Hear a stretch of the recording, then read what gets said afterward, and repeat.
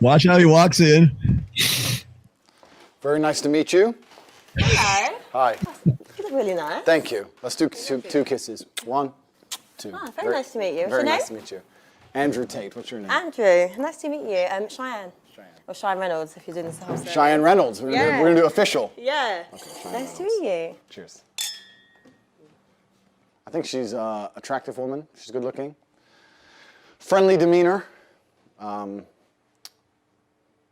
can tell she thinks she knows things, so I look forward to correcting her. But that's usually how life works. Finally, see? A man that makes an effort. How are you?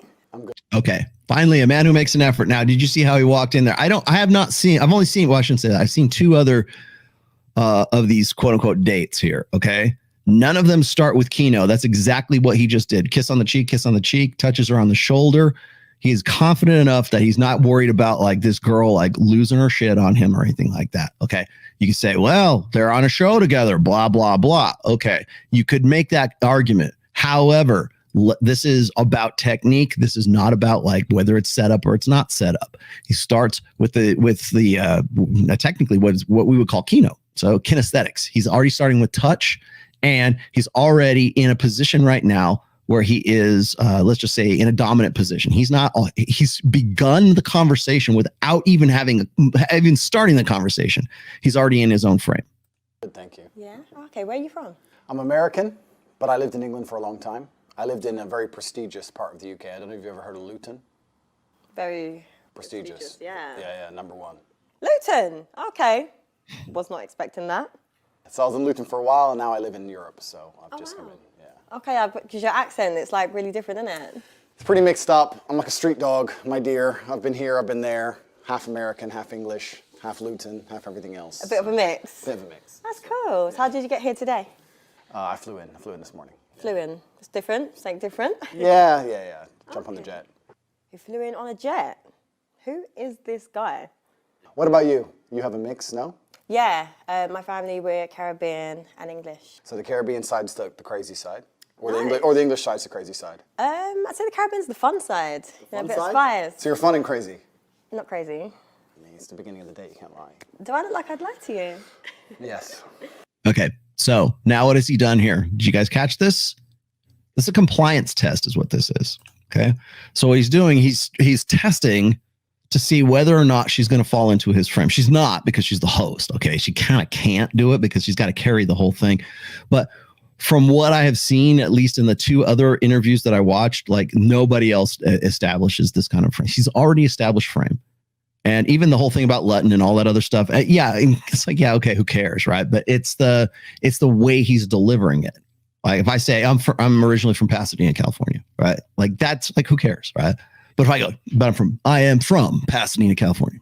Right? If I go and I say something like that, then it depends on the delivery of how I am actually delivering that information, right? So there's a confident way to go and do these things, and there's sort of this like, from Lutton, sorry, don't apologize for yourself. A lot of guys will start off by self-deprecating because they think that is endearing. It is not endearing. Women want that challenge. He's already a challenge from the word go at this point.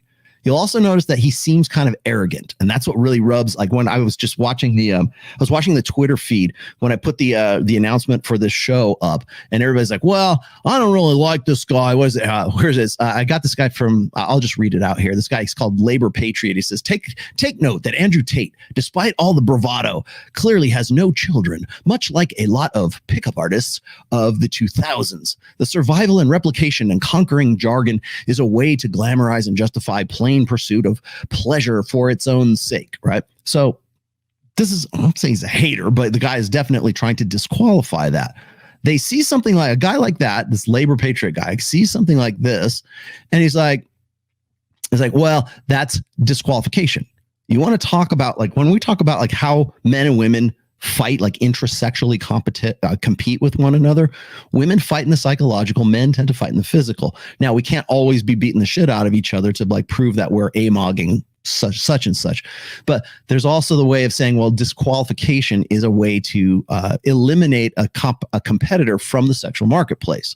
So for instance, If there's a very good looking guy like Henry Cavill walks in the room, right? He's, how tall is he? 6'4", right? He's good looking, has a jawline. He's friggin' Superman, okay? Walks into the room, a guy that looks like that. Guys will be like, yeah, well, he's probably gay, right? That probably gay part is disqualification. Women do this all the time, and more feminized blue pill beta male men do exactly the same thing. They fight with the same techniques that women do, rather than saying, yeah, he's got his shit together.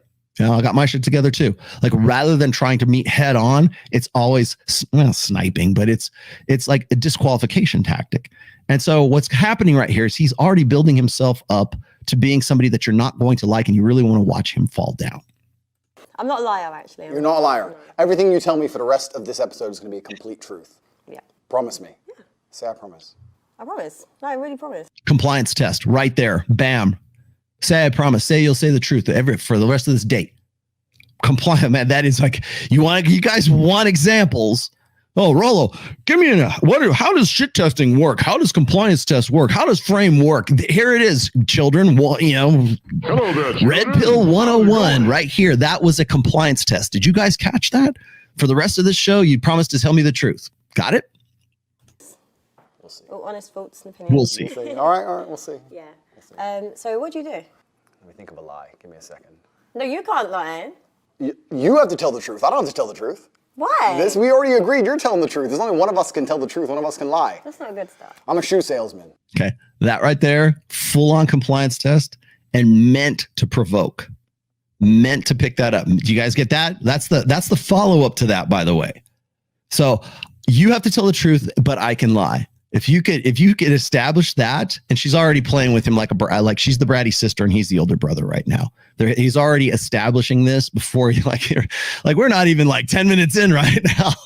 I sell shoes, socks, shoe accessories, polish, etc., etc. Yeah. Yeah, I sell shoes. Yeah. You good at it?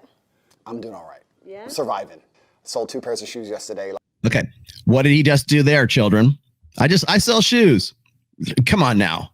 Right? We know he doesn't sell shoes, okay? By the way, old school pickup artist 101, okay? This was, what do you do for a living? I'm a disposable lighter repairman. Remember that from the game? That's just 2022 that all he's doing is agreeing and amplifying. What he's doing, like, remember when I say play with her and play with her? This is that interplay going on right now. Do you understand? Do you get this as we're going along here? You don't need gurus. You don't need to go do infields. You watch this right here. I've been doing this for 20 plus years. This is how I write my stuff. This is how I get into the game. This is exactly what I've been doing at, Gorillas in the Mist, watching the humans. This is exactly what I've been doing for years right now. And I watch this and I see this and I go, yep, that's cocky and funny. That is he just did agree and amplify. Oh, you're a shoe salesman. She knows he's not a shoe salesman. You know he's not a shoe salesman. He knows he's not a shoe salesman, but they go along with it. He doesn't break character. Do you see what's happening? Play with her and play with her. That's why. Got it? Good. Let's move on. Life's good. Okay, that's good. He's a liar. So tell me a bit about you. I'm not comfortable opening up too much. Oh, really? Yeah, because you might work for John Law and the government. No. I have to be careful what I say. Oh, so it's not commitment issues? It's not commitment issues. It's sure? more just like legality issues. Oh, okay. I like to go to church. I'm a man of God. Play Scrabble. Do you have faith? Okay, so this is, you have to earn my truth. I'm going to lie like he just said. He's doing everything he said he was going to do. He's lying, right? But she's going along with it and she's smiling and she's loving every friggin' minute of this. That's why. Okay. Remember, this isn't scripted. This isn't like, oh, he had to memorize any of these lines. Right. It's good looking dude. He's going to, I will give Tate points for when you're going to see him sort of like elevate emotion and then decline emotion. You'll see how that happens here later on. Okay. This is good. This is an interesting conversation that we can have on camera, which is. I'd say my personal journey with God is between me and God. So I'm not one of those people that is like, yes, I go to church or yes, I do this. Don't you think that's a bit like lazy Christianity? No. I love this. Okay, so now it's judgment. Now he's judging her, but not judging her so much, but like he's analyzing her. So now he's the one that's in control. Like he's doing the interviewing right now, really. And so he's sort of shit. Like you see it. Did you see this, the script change here, especially when he starts talking about God? Because she takes it seriously and he doesn't. No, not really, because for me, I believe in love and I believe in faith, and I don't think it's just one religion that you need to follow. You know, I've got friends that are Muslim. I agree. I've got friends that are Christian. You know, I've got friends that are spiritual, so I don't put myself in one category. I understand and I respect that completely, but don't you think out of respect for God himself, whether you're in Dubai and you go to the mosque or you're in England, you go to the church, you should get up early on a Sunday, despite all the booze, and get up and take an hour out of your life and just show some respect? Don't you agree? No, because everyone's journey with God is personal. You can be a lazy spiritualist, a lazy Christian, you can be a lazy kickboxer, right? I'm a kickboxer, but I don't train. Okay, bro. You're lazy, it's okay. All right. What's funny about this whole thing is like, you know damn well what's coming out of his mouth is like, he's trying to push the conversation along, but they want to take him literally. They want to take him like, oh, he's really this way? This is what he's really about? Well, the fact that you can't tell is the game. I'm not lazy.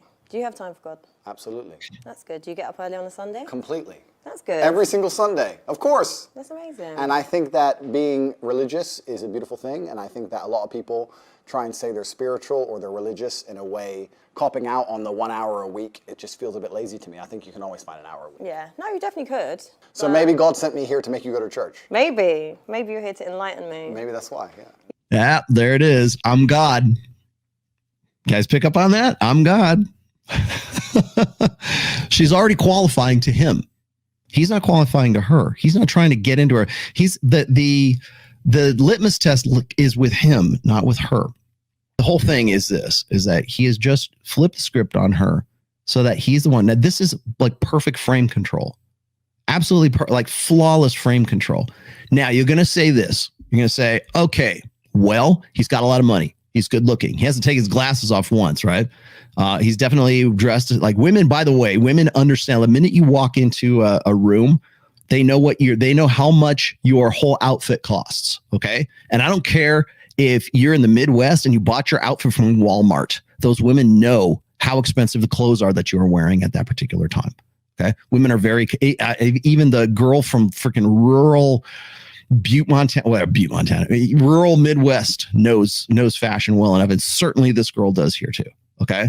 33 years old, single mother. She sees this guy walk in. She's looking for the bigger and better deal, especially women who are incentivized, right? She's already past the epiphany phase. She's already encumbered by a child at this point. Now, is she really realistically looking for a guy on this show? No. You know why? Because the moment she finds a guy, the show's over. That's why.